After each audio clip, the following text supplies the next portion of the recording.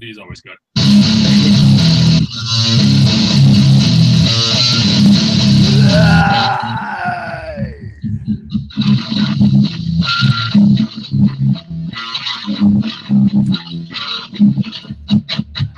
Joseph's Metal Mondays. JC Doggy Dog in the house. Yeah, it's good. I have to say that's got to be the best SOD song ever. Just the way it opens with him yelling, "Carve a swastika into your head." It's just nothing like it out there. It's fucking crazy. Just nothing. Nothing like it. No, SOD is such a fucking troll band. They were great. Stormtroopers of Death, man. That came out when I was in high school. Oh, fucking great band. March of the SOD. Yeah, dude. Yeah. Speak English or die. Great fucking record. So, John, you've gone to Europe this summer. You had fun, it looks like. Yeah, man. I always have fun playing music. Yeah, you do, man. Definitely. You were at Wacken this year, right? What's that? You were at Wacken this year, was it? Yeah. Wacken Open Air. Tell us about that. Oh, that was amazing. We've had a few different productions now with Wacken. They invited us first to the Mountain. Okay. Full Metal Mountain. Did that. Rock the Mountain in Austria. Then we went to Full Metal Cruise this spring. Cruise around the Mediterranean with a bunch of wild metal heads. And also got to play the festival for the first time this year. So for us, we've been doing festivals in Europe since the mid-'90s. And Wacken is always one that's been well-known, well-respected the whole time we've been out. So. Oh, yeah. Yeah, it was pretty amazing. We're going to start dropping some videos online pretty soon because they got a great production there. They filmed the whole thing with 5 or 6 cameras. The audio quality is real good too. So we're going to start on their live stream. I think I caught the end of your set on there on live stream. Oh, really? Yeah, we played in one of the tents. I forget they named the stages like Louder, Faster, or some whatever. But it was an indoor tent, I think, for 6,000, and they had 2 stages inside the tent, so they could flip band to band. I mean, their production's pretty phenomenal. Those guys, they know what they're doing, and they're an in-house family, so it's pretty tight. What's like with the change in the bands going on? Are they fucking like tight on a motherfucking schedule, yelling at you guys? Wait a minute, Josh, wait a minute. Yo, you're at Wacken, so did you get a cake? A cake? I don't know. We got bottles of wine. We got beer. Cake. Like Creator was there. Paradise Lost was there. Did you play on either of those days with them? No, I don't think so. The only band I got to see Prong play. Tommy. Yeah. Got to see a little bit of Megadeth at the end, but we had a good old time, man. We tore it up, and we're not traditionally what people would think of as a band that would play Wacken, but for us, we get a great reception there. When you put out good energy, I think crowds give good energy back to you, and it doesn't matter what fucking genre you're supposed to be or the event is supposed to be. You can still rock no matter what. Yeah, brother, you can still jump. That's for sure, John. You can still fucking jump, motherfucker. Yeah. What would you consider your genre? Gotta have that. If you had to label it, because I can't fit you guys into anything. I mean, that's what we like, dog eat dog. We feel like we have our own sound. I mean, people have in Europe they call it crossover. The rock and rap thing. It's not new metal because we were around way before new metal. Yep. I don't know. I mean, I think crossover is a decent explanation of it, but for us, we're just happy to have our own lane. Like we don't try to fit into anybody's boxes. It's cool. My buddy from Cutthroat posted our new video online, and one of the nicest things people I think could say, his comment was, "This is what music sounds like when you don't cater to any genre or trends," and I thought that was really nice. Oh, dude, that's huge. That's epic. So shout out to my man Neil from Cutthroat. you guys are just jumping on there and fucking playing what you love, really. You know, gotta respect that. We kind of always have. At times, it's been in favor and popular, and you know, we've had a 27-year career. I mean, we've been on MTV, and people thought we were sellouts and this and that, but we're still doing it. We're doing it by our own terms. We don't, you know, we don't have a label. All we have is a booking agent and our little family. But when we go out on the road, or now that we're making music again, we can do it our own way, by our own terms, and that's a nice way to have it, because a lot of young bands. That's the only way to have it, bro. Yes. Only way to have it. Very few do, TK, man. People always say, how do you guys do it?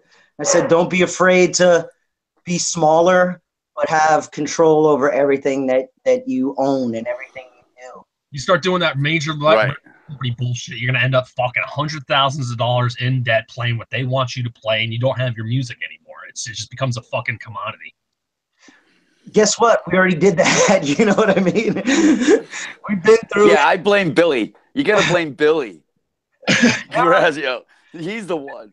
And Billy gave our tape to Roadrunner. That is true. But I'll never forget sitting in the lawyer's office, and we had a great lawyer at the time. Our drummer's dad wrote some Broadway hits or whatever. So we had Brian Adams and Cyndi Lauper, you know, good people, major people's attorney look at the contract we got from Roadrunner, and point blank, he said to us, "This is the worst contract I've ever seen in my life. I recommend don't sign it." And all five of us said, "Where's the pen?"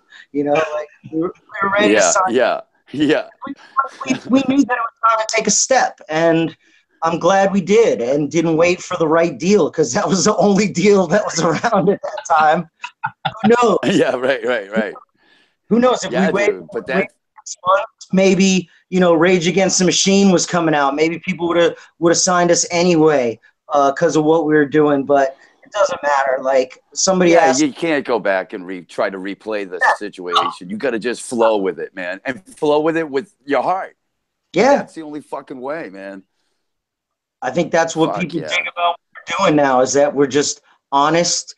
You can tell we're having fun on stage. You know, it's a good vibe. Fuck yeah. We're not trying to sell people on us or our product or anything all the time, because we're not doing music to pay our bills. Like, you know, I have a full-time job. I do dog eat dog by the grace of having some really great people behind me at work. So I'm able to duck out for 2, 3, even sometimes 4 months out of the year. So right on.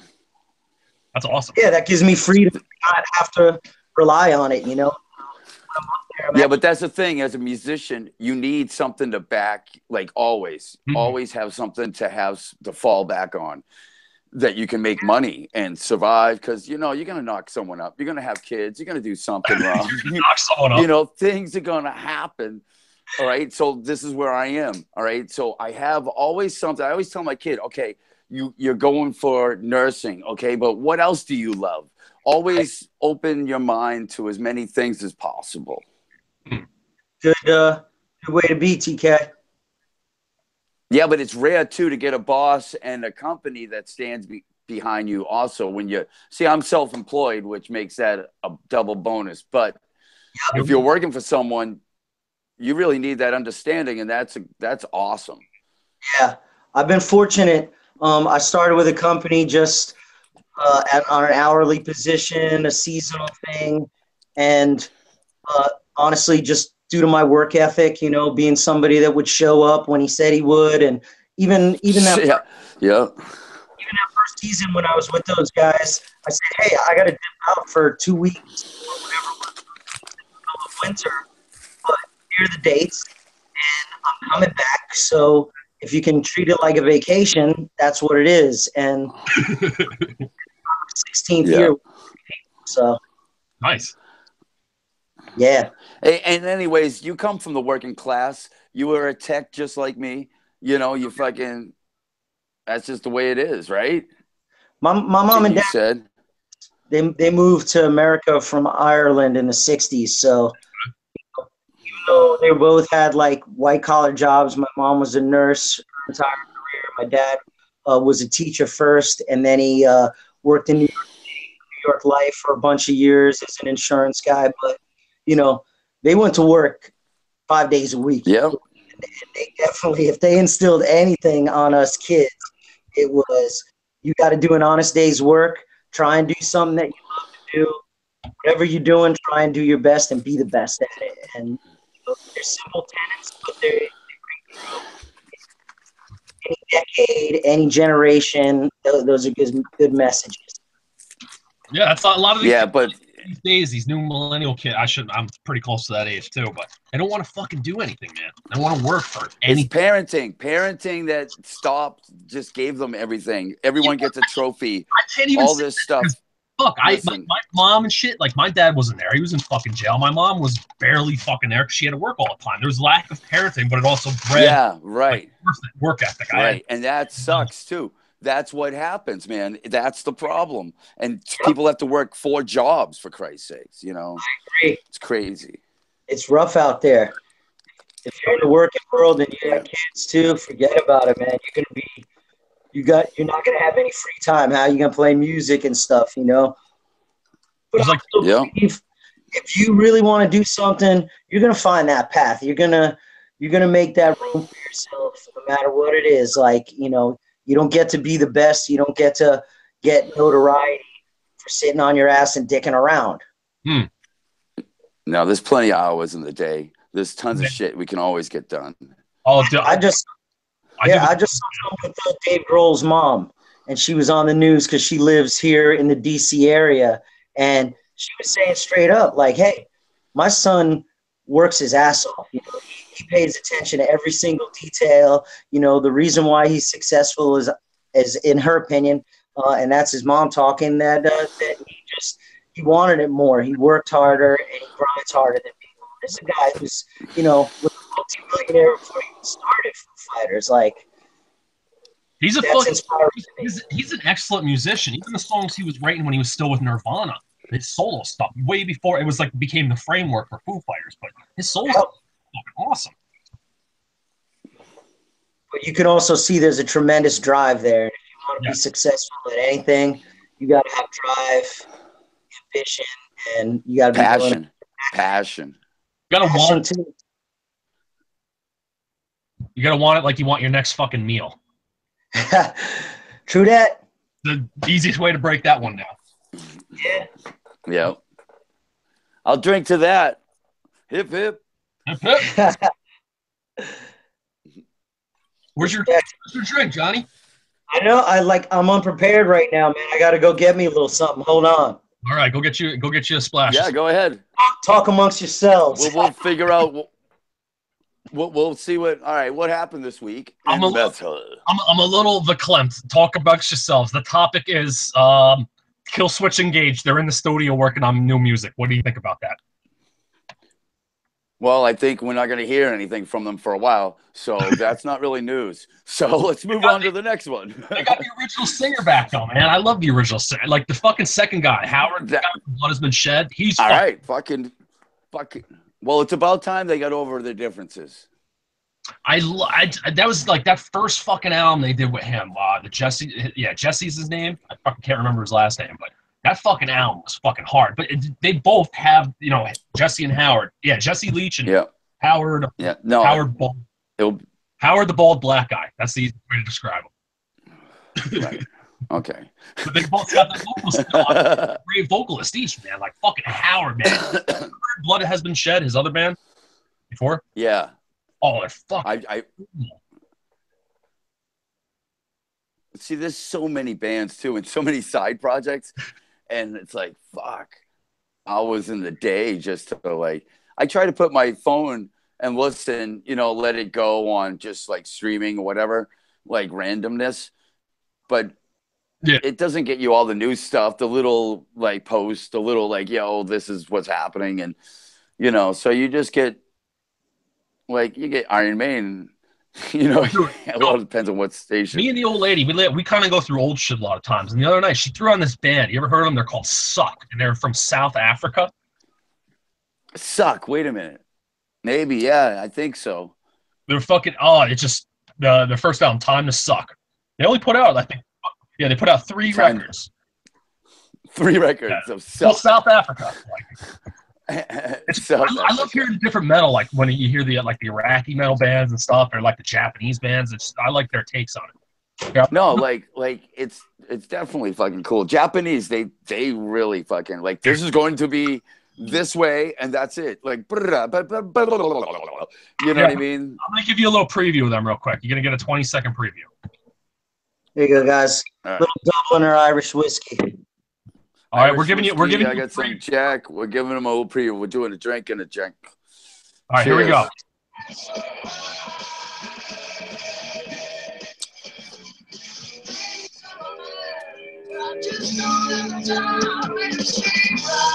I don't know if you can hear it, but that fucking band from 19. Yeah, I kind of heard it. Like a sweet rad. It kind of sounded like old Montrose, for Christ's sake. Fucking awesome, man. Suck from South Africa, 1970s band. Really fucking awesome. Oh, damn. Yeah, that's why 1970s. Oh. What do you say, Johnny? So, okay. It was a new band. I'm always looking to discover new shit. But I like finding old hidden gems from something you never heard about from the 70s or the fucking 80s that just, when it was first getting going. Fucking killer metal band, John. He's the world's heaviest one-man band, T-Womb, bro. You ever check that out? I heard that guy was... I heard that guy was a little fruity. I don't know. Oh, he's fucking beyond. He's got like fruit flies on his hair. Fucking awesome. I love the one-man band. Yo, dude, it's metal. Yo, I was represented at Wacken. Creator, he put my sticker on his bass, and then my buddies from Paradise Lost wore my shirt. That's because you tell everybody free gear, man. I was wearing your fucking T-Womb shorts like a half an hour ago before I took a shower. I got to get you some stuff, John. We'll get you some shit. You know I'll represent, man. T-Womb sends out some fucking good merch packs. He hooks you up, man. Yeah, it comes with condoms and shit. Condoms. Yeah, the condoms. I gave those to Mikey. He's in college. Fuck. Oh, dude, it's like fucking. You can expect it too when you get a package from T-Womb and it's gonna sting like fucking cigarettes. Oh my god, I opened it. So listen, yeah. All right, so listen, I'm on tour with Biohazard, and they go, we got this band, fucking Doggy Dog, Billy's talking about it and everything. I'm like, all right, cool. It sounds fucking excellent. They got the horns, they got fucking everything, and here they come. And it was awesome, dude. You guys fucking rocked that tour. I love that. That was a lot of shows. We're so ready for it, man. That was an amazing time. People still talk about it in Europe like it was the best period ever. And us, Downset and Biohazard, everybody was like on fire at the time. Awesome. I wanted to talk to you a little bit about it because that tour was like fucking over 20 years ago. And of course I got memories of it, but also got some fogginess with it too. I was just like, I don't even think we had any techs with us, right? Wasn't the Biohazard guys were like, I fucking tech. That's what I did, dude. I worked you guys down set and then Biohazard. I was fucking exhausted, bro. And look at 3 minutes. Yo, check it out. This is the tour itinerary, bro. I found it. Nice. Biohazard, Dog Eat Dog, and fucking Downset. It says right here. I'll open a page. We're in fucking Scandinavia. Fucking dun dun dun and dun. Where the fuck is it? It was like it's just telling 40 days or something, right? Dude, yeah, it was fucking 31 shows in 29 days. Jesus Christ. Right?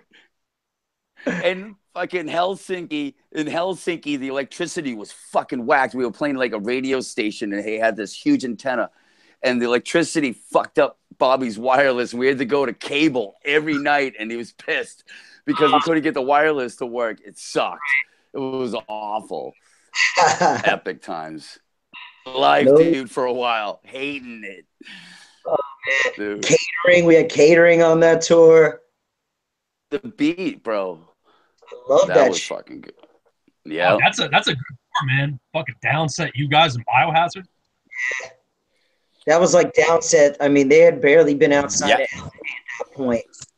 Downset's fucking awesome. They're great, man. Oh shit, we got the drummer. We got the drummer from War Beast, Joey. Hey, Joey. What's up, Ken? Excuse me. Yeah, Super Joint's Yo, on tour. John, that's Joey Gonzalez, drummer from Super Joint. No. Fucking Joey. Illegals, fucking War Beast. Every Nice. band What's up, under the sun. You know. Hold This on, is check it John. out. Look where we're at. Fucking John from Dog Eat Dog, man. Yeah, look at that. Stagecoach. Look at that. Look at that big old ass on that bus. Do they make you ride in the back? I'm gonna tag that bus. They don't make me ride in the back. Stick a right on it. I don't know who told you that, but they don't make me ride in the back. That's what somebody told me. Somebody told me that. That's debatable. Joey, see you in a couple weeks. Drinking to you, buddy. Yeah, bro. Hell yeah. Yeah, we're out here at Tucson, Arizona. Nice. Who you playing The with Alto Theater. What? Who you playing with tonight? Oh, man, it's the same tour package every night. Child Bite, Cane Hill, King Parrot, Devil Driver, Super Joint. All right, you're out with Super Joint now? Cool. Hell yeah. I'll see you Go. fuckers. You coming through DC at all or Baltimore? I'm not sure. I have to look at my past that I don't have on me. All right, man. I think you should know. Because you're coming up So, to Josh, you know. All right, I get team one coming through. Yeah, man. We'll come through. You got it. Hell yeah, man. Ugh. So fuck, we're gonna 3D scan you guys when you get to New York City. You're gonna have to be nude for it, though, right? That's fine. We're gonna make little action figures. Yeah, you can make up some units in some areas, right? I want to look good. Yeah. We could could be fucking like- scale that down whatever you want. If you want to make it like fucking 3 feet, we can do that. I want to No, look they like get I have a kickstand and shit, like I could lean on it. You can get Make the me a Peter tripod. Steele package Yeah, or the dude. John Holmes package. Or Jesus you could Christ, look at this lady. Oh my God. get Willie the Wimp package. Here, I want to Yeah. show you real quick of this new keychain I'm designing for I Hate God. What does it remind you of? It reminds me of an upside down, saggy pair of tits, nutsack, and or dirty butthole. I was going for But balls. wait a minute. Why would they be upside down if they were sagging? Yeah, exactly.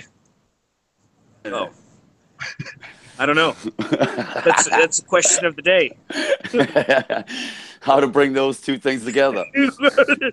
She might be in a hurricane or tornado, bro. Yeah, or mirrors, dude. In a Mirrors. mirrored fucking room. Yeah.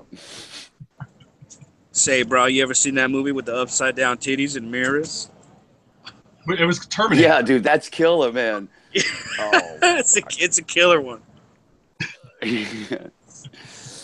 Oh, fuck. But we're out here in Tucson, man. I'm about to take a walk in the club. You want to check this out with me real quick before I get off here? All right. Because I'm about to go Yeah.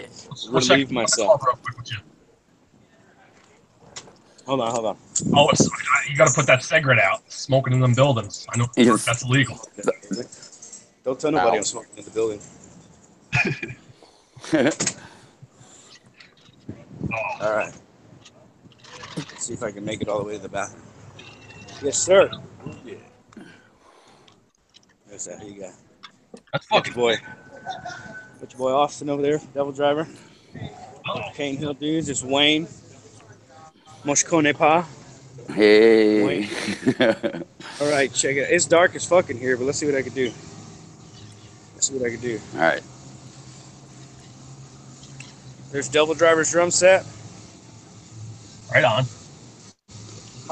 My shit's covered up. We're in a really, really big room tonight. How many people? We got 2 people waiting. There's 2 people waiting. They were at the meet and greet. We got Child Bite drum set. You're welcome. Hell yeah. Yeah, man, good times all the way around. Fucking kill it tonight, brother. Yeah, it's gonna be a good time, man, for sure. But yeah, Can we man, I see just the want to call, bathroom check in in the with tour you bus? dudes, tell you what's up. Right on. Can you But I gotta go take a check shit. in from the bathroom, bro, from the tour bus? So we can. Yeah, can we see the tour bus bathroom? All right, I'll holler at y'all soon. All right. Time we It's want later. getting loud. Thanks, Joey. I was really hoping we would get the bathroom. Damn it. Dude, fucking didn't even pay attention to me. Oh, so yeah. So I guess Super Joint's already out hitting the streets. They're gonna be hitting Worcester for me on October 14th. Then they're heading south all the way down to Florida. So they're gonna go by you, John. They're not anywhere near you though. They're not Maryland or Washington. They're just fucking jumping right to Florida. It looks like. Really? Really? Yeah, it's fucking weird. Yeah, it's a weird fucking route to be honest with you. All right, hey, from the booking agents never are the ones on tour with you. They don't give a shit what the routing looks like. Hold on. I'm just guys.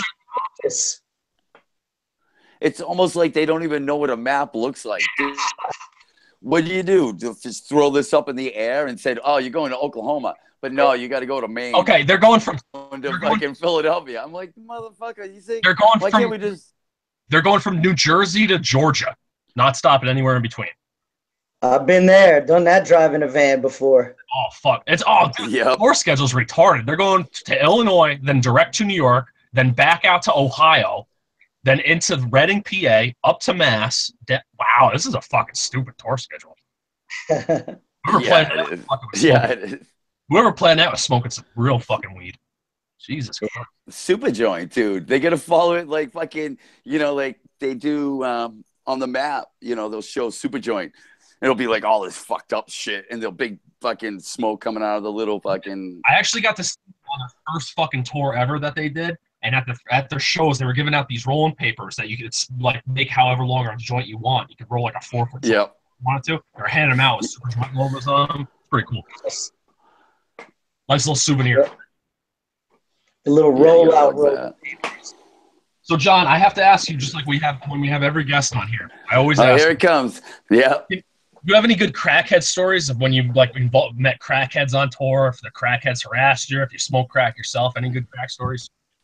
Truth be told, in the 80s, even before it was known as crack on the streets, me and my boys, we were probably like 15, 16, and we're partying with the older dudes, and of course, everybody's ponying up, getting their money together for beers or nickel bags or whatever. And one of the older guys was like, "Yeah, you want to get in on smoking this stuff? It's not like weed, whatever." And I was like, "Yo, I got $5." I'm like, "I'm in for a 6-pack, or I'll go in on a $10." It ended up being a crack rock with him, and man, I think I got 2 hits for $5, and the shit was intense as fuck, but it went away so quick. That 6-pack would have lasted me all night. You know what I mean? So, just like Bobby's story. It's like the exact same story. I was like, never again am I going back to this thing, because I was like, it's just not worth it financially. And of course, the crack came through, and just going to hardcore shows and metal shows in New York City around the Moors or. I mean, I got a million crackhead stories, but I will cop to smoking crack in my life. Yeah, have you ever had any crackheads come up to you like asking for water or something, like weird stuff, like asking for air? I mean, people outside of clubs will come up talking the wildest shit in the world. So, like, I mean, pretty much. Yeah, I've had people try to sell, buy, rob, you name it. It's pretty much happened along the way. Right. Yep. We were. Well, my rule was to have the crackheads, but I was like, if I don't have weed, I'm not like tuning these guitars. So Bobby would have to go on stage and be like, "Yo, anyone got any weed? We'll give you a pass or something." I woke up, I'm tuning your guitars and fucking you don't give me weed. Great rule. Yeah, that's it, man. And then they bought me a shirt. We'll work for weed. Fucking, I'm like, really? That's awesome. I will. All right. My drummer Brandon used to play with this guy in DC called Root Boy Slim. And he's like a local hero, all original music. But Slim would wake up and buy like a 24-pack of beer and drink them all throughout the day, stack them all up. And at the end, the last beer was done, and inevitably the stack would fall over and he'd go to bed. That's it. That's his alarm. Fucking God. his main Yo, Bobby would do. his main thing before going on stage was he would walk out Yo, as the bands were doing changeover and said, "Me and the boys ain't coming out on stage unless someone produces a joint." So he'd shake down the crowd every night for weed. shake him down. Oh, he'd shake them down, literally. You know, that's a good shit. Man, I can't say we haven't, asked nicely from the crowd once or twice, but never to like, I ain't doing this show. You know how it is. Yeah, you like stop. Yo, wait a minute. Yo, stop. I would fucking die laughing if a fucking musician walked out and said that shit. I would just start pissing my pants laughing. That's awesome. We had a show at Open Air Festival in the Czech Republic in the middle of nowhere, this punk rock party, and there was no barrier or anything, so people right up against the stage, and they were throwing buds on stage, like literally. There must have been a quarter or even more. It was probably like homegrown or whatever, but like it still had stalks on it and everything. I mean, they're just throwing the buds. And just chucking them on there. Stage manager, pointing at our stage manager, like, pick that shit up. You know? Don't let me stop. Like, we'll figure it out later. Just go collect it. It's nice when people show you love that way and you don't have to beg for it, right? Right, Kenny? Oh, God, yeah. He just won't love that. Tune your guitar. Fuck you. Tune your own guitar. No, I also carried shit, bro. Then drove the truck or did whatever and got left behind in Salzburg. Or fucking, fuck you. Where's Kenny? Oh, he's in his bunk. No, he's not. Fucking, he's gone. Dude. Oh. Dude, it's like, hold on. Where's the guy who tunes our guitars? Our guitars aren't in tune. Oh, fuck. We must. Yeah. We left him in Salzburg because I wanted to go climb the castle and play fucking Sound of Music, listening to Alice in Chains, smoking weed. And I'm like, it's like 2:00 after the gig. And then they left. I told fucking motherfuckers. On the tour bus? What's that? Was that on the tour with us in Downset? No, this was another tour with Biohazard. Yeah. And Creator. I remember one night, we were playing on that package. We were playing at the Amsterdam Paradiso. And yeah, that was a great show. Downset plays, and we play. They're doing changeover. And Ross, the Scottish guy, was the tour manager. And he starts shitting himself because Bobby's not there. I'll never forget. I'm outside by the bus. Ross gets a fucking bicycle off somebody, just rides. Later, like right before Biohazard is supposed to go on, literally minutes to the show, he fucking rolls up. Bobby's on the back, riding bitch on the back of a bicycle. That's fucking that shit was awesome. crazy. He was like, Ross, how did you even know where? He's like, oh, one of the girls knew where he was hanging out or something. Like, yeah, because he'd just talk. He'd start talking, and then he'd never stop. And you're like, whoa, Bobby, we got to go, man. We got to go. Yeah, man. Just hold on. Yo, dudes, I love you, man, and all this. And then all of a sudden, they start talking again. I'm like, dude, we got to go. Fuck. He's got a big heart, man. I miss that guy. I love Bobby, man. Bobby was awesome. Enjoying himself when he was on here the last time.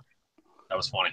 He was going to try to come on tonight, but he had some family stuff he had to do and, work everything out and stuff. So, you guys had a good night because normally starting next Monday, I coach ice hockey, youth ice hockey. So I'll be back on ice with the kids starting Monday. Right on. That's awesome, dude. I coached the high school varsity baseball, bro. Isn't it fun? It's great. I love it. Our club, it keeps you in the youth. Yeah, man. Our club goes from like 7 years old to 18 as well. So I got the full mix. I don't even have my own kids. I got like 30, 40 kids every season for half the year. Oh, fuck that. Oh, young people annoy the shit out of me. They're cool. Yeah. Environment. And honestly, none of their parents are around. It's different, Josh. It's not like on the school bus. Oh, I just don't Yeah, like. I just generally don't like people in general. So just 30, 40 people. Yeah, you know. Good thing is, I'm on skates and I got a weapon in my hand. I'm faster than all of them, and they know it. You got a weapon in your feet too. Little bastards right out. Fucking give them a little shot to the knee. Oh yeah, I know. Take their fingers right off. Give them a little that's... Hey, John, I gotta ask you real quick. Have you ever seen the show Trailer Park Boys? Yeah. Oh, once you said teaching the kids hockey, I just thought of Ricky for some reason. Which guy is that? Ricky? Oh, come on. You don't know the Trailer Park Boys that good then. God, I don't know well. I'm more Jackass, man. Ricky fucking teaches the kids how to play hockey, and he also has the kids help him grow weed and stuff. It's awesome.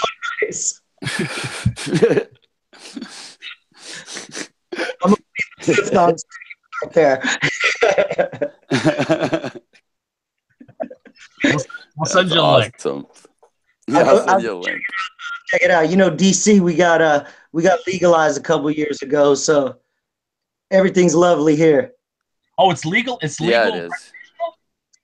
It's decriminalized. There's no dispensaries unless you're sick or whatever. But you can grow on your own property. You can smoke on your own property. Yeah. You don't have to worry. You can money in your pocket. You're not going to get hassled. That's awesome. Here you shouldn't be hassled. Here you'll just get your weed taken and you'll get like a fucking $100 fine. Worst case, Ontario. Oh, you're up in Canada? Oh no, I'm in fucking New York.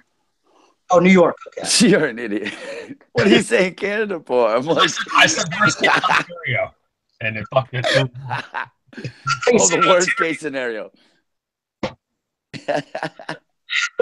Ontario, man. Sorry, like I watched that show so fucking much. Those sands rolled in my goddamn. It's like before a brain. Oh shit, man. That's funny. All right, it's drinking time. All right. So, Kenny. When we were on tour, tell me who the crew was. Bones was the drum tech, right? Yeah. You were doing guitars. There was a second guitar tech, though, right? Yeah, James Love, was he a big, huge guy? Okay. What was his nickname? Yeah. James? It was James Love. Jimbo, Love. Right? Yeah. No, that's Jimbo. Okay, so we had Jimbo then. Jimbo and Ken Sisney and Neg. Fucking Neg, right? Yeah. No, Neg wasn't with you guys. Ross was the tour manager, and Tiny was on the road. Oh, that's fucking right. Rest in peace, Tiny, man. Rest in peace, no doubt. Yeah. Yeah, dude, that was the crew. And Kenny was doing lights, right? Kenny was doing lights. Disney. He had that. He just had that. His Prince Albert fucking pierced, and I just had a tattoo. So we were both slapping each other. Like he was slapping me on the tattoo, and I was slapping him in the print. Like we'd just go. It was bad. It was bad. There was some fucked up. Didn't Evan got a tattoo on that tour? State of the World address, and they spelled the dress wrong. Yeah, that's fucking right. Really? They spelled the fucking dress wrong. Hey, it was you. That's awesome. Oh, fucking wrong. That's fucking great. Look, I got a Snickers right here. Maybe the tattoo artist needed it. Regrets. Kathy Griffin having a Snickers? No. She's snickering. She's doing on that tour. Yo, that tour brought us to fucking from Japan. Well, we were in Japan before that. Then you guys came on, right? Yeah. I said, who was doing sound? Front of house for Biohazard. Oh, Bruce Manning, I think. Bruce, that's right. Bruce. Yeah. It must have been Bruce. I don't have the page with all the names, but I do have right in the back. It says Sean Kilkenny, Dog Eat Dog, 44 Smith Street, New Jersey. Blah blah blah. Fucking. Nice. I put a fucking little dog house. Remember the dog house I engraved on his guitar out of mother and pearl inlay? Yeah. Fucking did that in a day. Yep. Crank that shit. That blue Angus blue SG that he had. Yeah. Yep.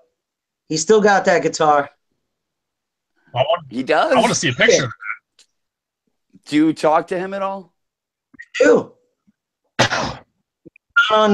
On Facebook, but he is on Instagram. I'll forward his details to you. Oh yeah, definitely. Yeah, he's awesome. 43.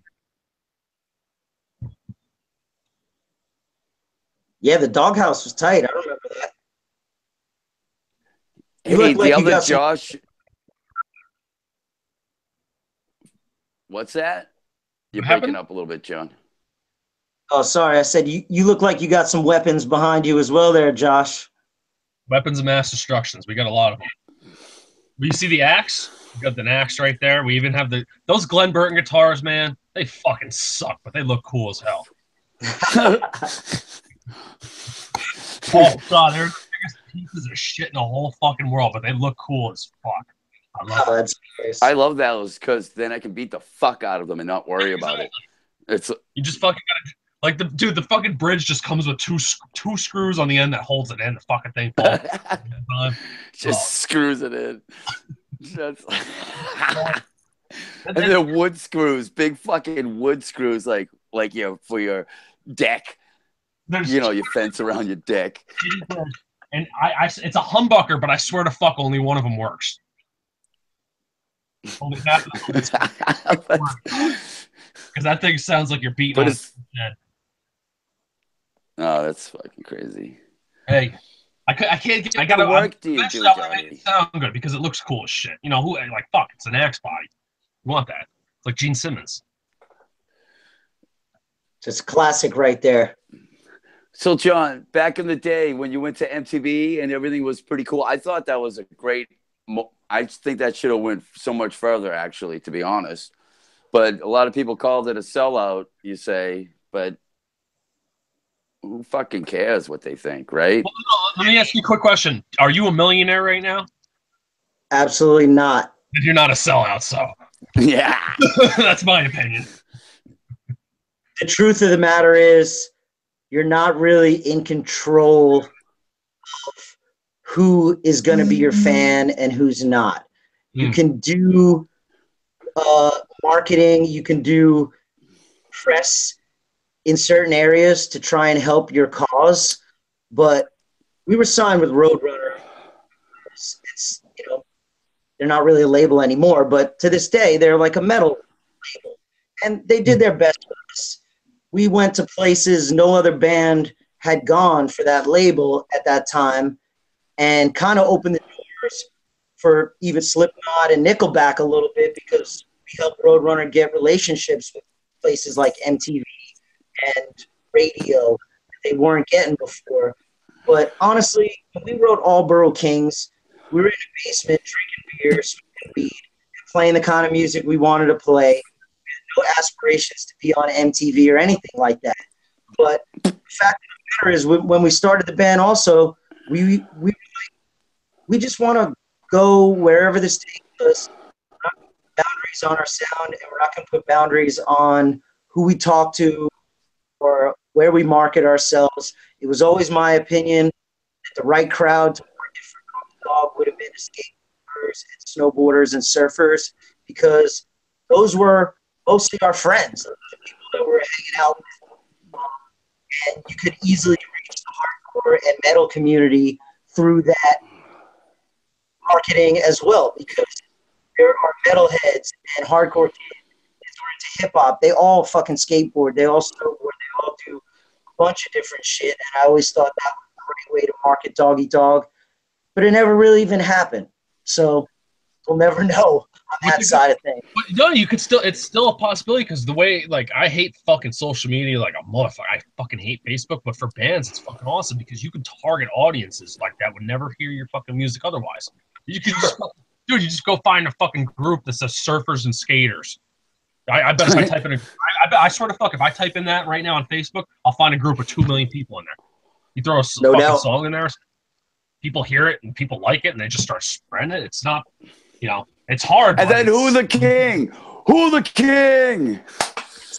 It's a great plan, but at the same time, what we're trying to do with Doggy Dog in 2017 is share our music to the people who already dig us, and hopefully we get a little word of mouth out of that and turn new people onto it. But the truth of the matter is, I'm not even trying to go full time with this right now. Right on. We tried, not even tried. We were successful at making it a business for between 5 and 10 years, but the business side sucked the fun out of it. And when we pulled ourselves out of these business agreements, it took a little while, but we started having fun again. And that's why we're in a very DIY mentality right now. Because when things go great, we got nothing but ourselves to congratulate and pat on the back. When things are fucked up, there's nobody to point a finger at except ourselves too. So it's like we live and die by our own decisions. There's no one there trying to influence us or tell us to go to this country or do this interview or don't do this or do that. It's a fucked up, like in 2006, we made a record on our own dime and we shopped it around and we got some interest, particularly in Europe. But people wanted part of our live income. They wanted part of our tour, our T-shirt business as well, and we just couldn't give that up. It just wasn't worth it. We sold 10,000. We printed 10,000 copies of it, sold them all, hard copies. It took a few years, and we sold them at shows, but we eventually got rid of all the existing CDs and Walk With Me. And we probably could have sold double or maybe triple that, but we would have been in bed with a record company, and we're just not feeling that model anymore. You're more connected. You're more connected with the fan when you do that. You simplified the whole process. Now you got your music, and that's what it's about. Yeah. You're just sharing this music, and if they dig it, they dig it. If they don't, they don't, whatever. But you're sharing it because you need to just you need to also feel like, is this, am I having fun? Because I want other people to have fun with me because I think this is a lot of fun, Right, it's sharing your art too, Goes down people like that and that are positive. That's the way, man. PMA. Fuck the record companies. They feel it. The music is for free online. The EP's been out since April. You can't even buy a physical copy of it unless you're at our show. Probably over the winter, we're going to start figuring out how to sell it. But, it's all on Spotify. It's on iTunes. I guess you could buy it there, but I'm not even in the mindset of like trying to commodify it. I'd rather more people hear it right now. If you guys ever need help, I will just tell you how to do it for free, buddy. It's very, very simple. I appreciate that offer, man. I encourage everybody to be able to, because fuck, people, we don't live close, and some people can't go to the shows. We want merch as fans, right. You know what I mean? And if you can't buy it, it's like, for fuck's sakes, I want my goddamn merch, And if you could facilitate stuff like that, that's awesome. And Dog Eat Dog crosses over a lot of genre. Like, it means a lot of things. So, like, people can see that and get subconscious, is what I call it. Just people wearing the stuff, and they just don't realize it, but they're subconscious. I got people that are coming to shows in 2017 wearing T-shirts from 1994. Yeah. That's awesome. I mean, literally, I can see a fucking date, 1994, 1995. A, that tells me that we put out a pretty good product if it's still around 22 years later. And B, that person's been wearing that shirt for 20-odd years and, spreading our band's name around. And that's why I always want to make sure that the T-shirts have a fair price and that we're at or below our market value so I can get them on people's backs. Give my shit away because fucking I don't have no band. There's only one of me. And I just throw that shit at everyone I know. Like, I'm going to throw you stuff, John. I'm going to throw everyone stuff because, that's how I market it. And it's fun because, it's people love free swag. Oh, dude, I love getting a T-Boom free swag. That was awesome. That's how you got your spot on this show. Was you sending us free swag? That's how I got the spot on the show. Thanks, bro. I feel so like bribery works. Bribery works, boys. It fucking works, awesome, man. Look what he could. Well, a T-Boom, man. T-Boom brings a lot, man. He fucking got Max Cavalera on here a couple weeks ago. We were talking to him. That dude. It was interesting because you could one question T-Boom went to ask him about a specific kind of headphone. Max, T-Boom fucking blurred out, and all Max heard was like headphones and speakers, and just Max goes, "Yes, headphones and speakers, very good, very important." It was fucking hysterical. I was just fucking laughing my balls off. That was awesome. Yeah, dude. Max is a No, we just. I mean, it's a good platform just to chill and sit back and talk. And like, I haven't talked to John in fucking 30 years. Oh, no shit. You know, besides Facebook or Instagram, you know, like, hey, what's up? You know. All right, well, fuck. We got 8 more minutes. You two go at it. So you haven't talked in that long. Johnny. So yeah, man. What's going on, man? You're in Mass, right? No, I used to be in Mass. I moved up to New Hampshire because I had a couple of kids, and I left the road and started doing that antique restoration car thing. And then, yeah, so I'm doing that. You know, that's my fallback system, and get the kids through college. My wife's a nurse, so that pretty much pays the bills. And then, you know, we're working it as best we can. You know, playing the one-man band and shit. That I love. Having a fucking blast. My kids are. Yeah, I'm opening up for Carnivore in November. That should be Carnivore AD is back, and they get this guy Barron replacing Peter Steele's position. So that should be a pretty good show, you know. And it's the rest of the original. Doing the thing. I got actually, I'm gonna write a tune. You can hop on. It's TK and Friends, pretty much. I got Johnny Kelly playing drums, Bobby Hamble playing guitar, Christian Giesler from Creator playing bass. Minus from Maraud is gonna sing a song. Sick. Fucking, you can come on and sing a song. You know, we just fucking have fun, man. You know, I do shit like that all the time, man. Bands from Europe hit me up, or friends of mine around here. I'm gonna hop on. That's awesome. I love doing that. That's kind of what kept me busy, or sharp at least, like writing wise, because Doggy Dog didn't write music for 10 years. So I just do features and shit like that. Whether it's rap or rock shit, I'm into it. Whatever. Awesome, man. I'd love to work with you. That'd be, just do one song. You know what I mean? Don't have to do an album.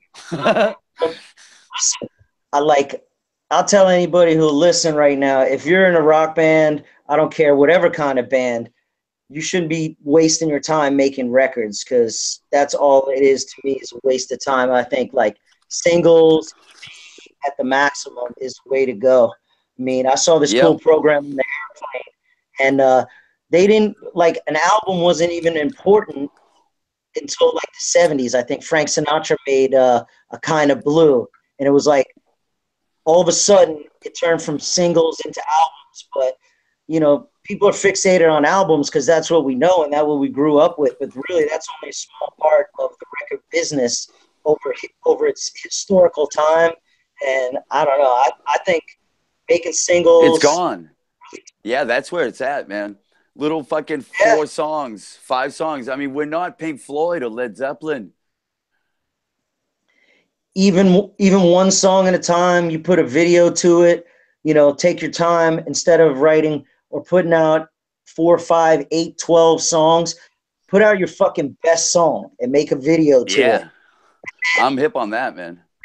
4 months later, put out your next best song. You know what I mean? That way you stay. I don't know. I think people now, they need content all the time. They need reminders. If you spend all this time making a record, you put it out, and you think that's going to carry you, through a worldwide market for a year, I think you're mistaken. But the post gets old. You're right. You're right. John, because the post gets old and you're like always looking at the same album. Dude, no. And then you're like, if the album is fucking awesome, I'll blast that motherfucker for a whole year at a time.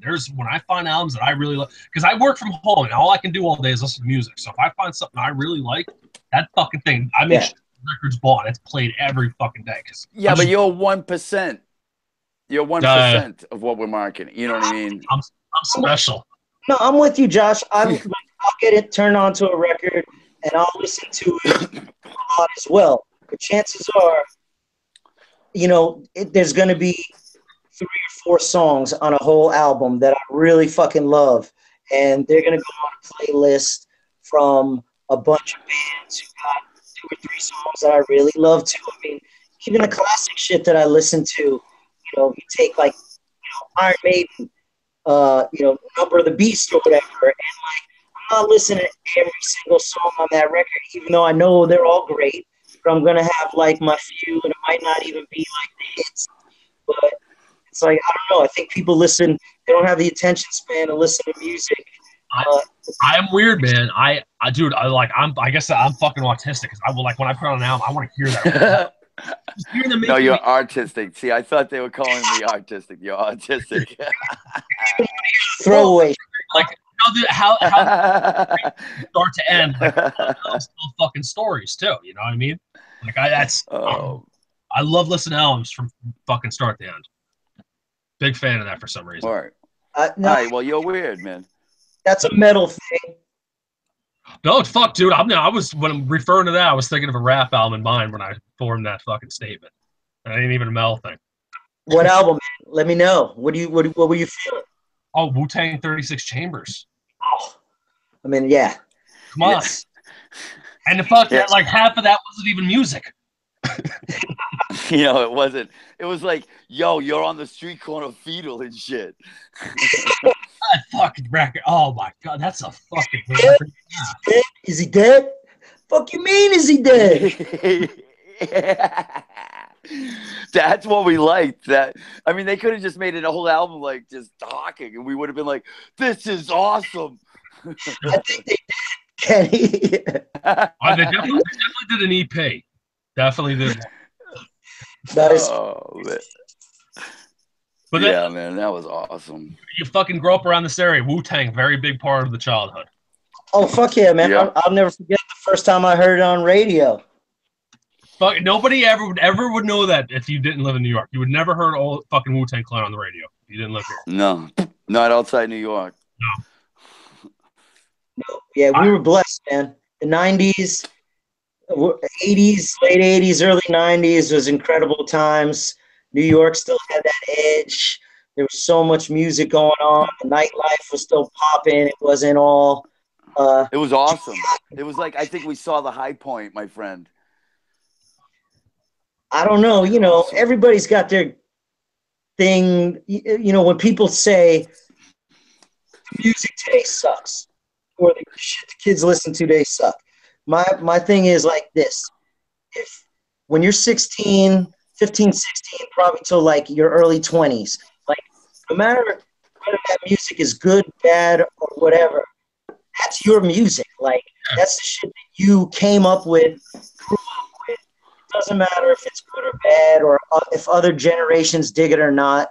I mean, when I was a shorty, it was like 1985, and like, there was Metallica, but there was also like Poison and Warrant and shit. Like I couldn't get behind too much.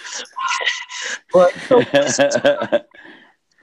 to see Rat and Lita Ford and Twisted Sister. That was like one of my first concerts. So I'm not gonna punk out and not say I didn't like hair metal, but at the same time, other generations probably thought that was whack. So I might not. Trap music's not for me, or the modern rock maybe isn't for me, but it doesn't mean it's me. I think just their generation's thing. That's all.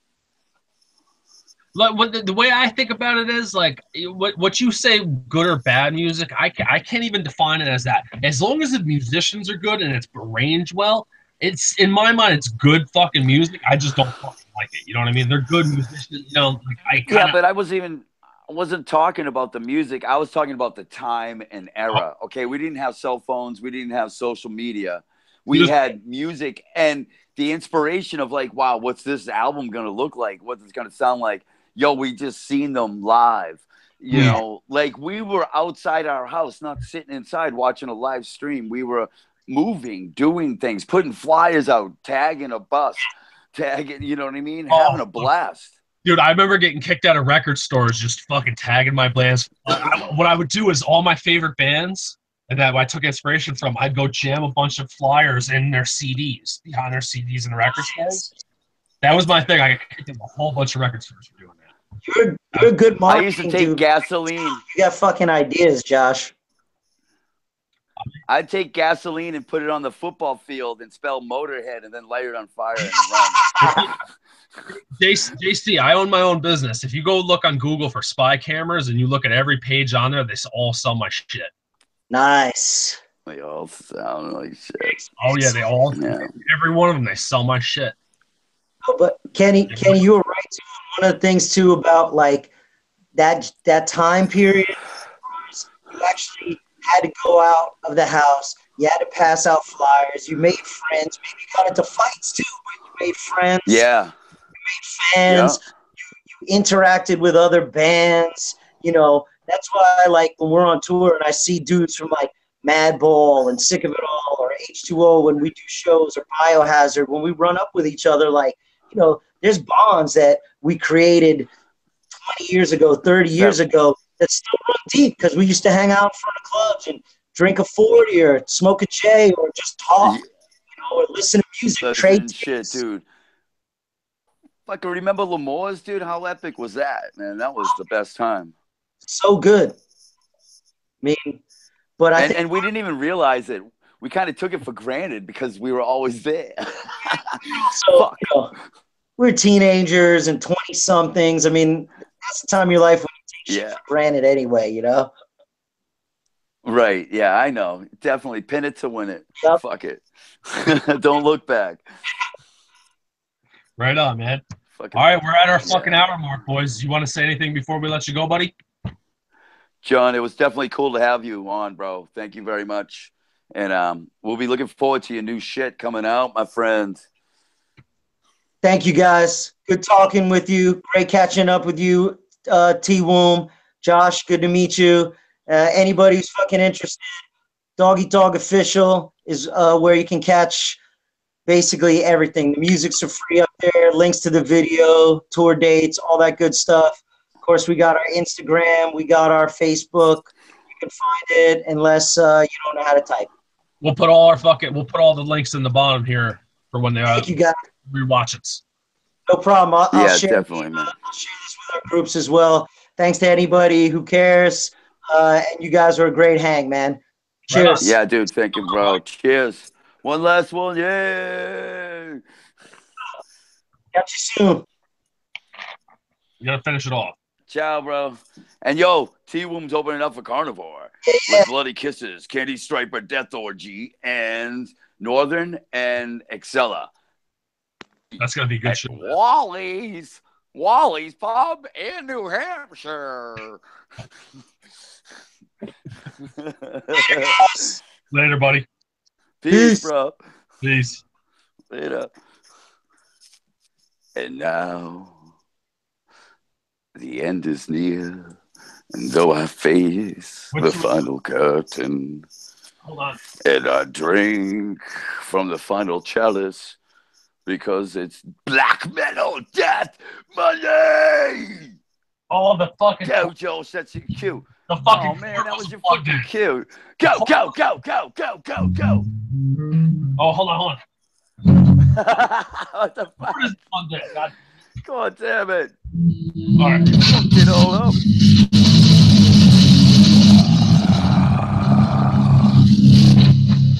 The side.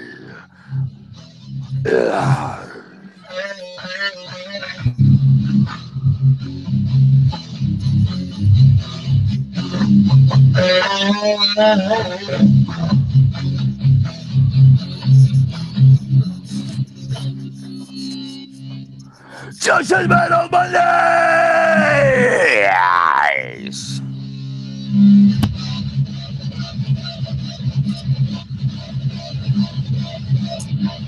Right. Oh, sorry. Didn't mean to hurt your ear there. Thanks for having me on. Later, buddy.